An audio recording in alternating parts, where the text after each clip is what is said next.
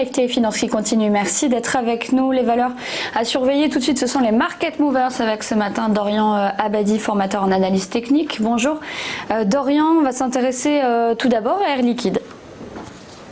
Bonjour Clotilde. Oui, effectivement. Alors on s'intéresse, je dirais, à trois fleurons principalement, parce que ce qui est intéressant avec cette baisse, ce qui est important en tout cas avec cette baisse provoquée par le coronavirus, c'est de voir quel support technique on peut aller tester grâce à cette épidémie, à quel bon point finalement de rachat certains fleurons comme Air Liquide peuvent s'échanger. Donc deux supports principalement par valeur sont à mentionner. Alors sur Air Liquide sont principalement donc les 115 et les 108 euros l'action en cas de poursuite, bien sûr, de la baisse entamée ces dernières séances. Alors, il faut quand même rappeler que les fondamentaux restent bons pour Air Liquide suite à la publication il y a à peu près 2 semaines de ses résultats pour 2019, avec notamment un résultat net récurrent supérieur à 2 milliards 300 millions d'euros. C'est quand même en hausse de 9% données publiées, donc malgré ce contexte très marqué évidemment par l'épidémie, il faut rester justement attentif à ces niveaux de support clés parce que le rebond technique est attendu par beaucoup d'investisseurs.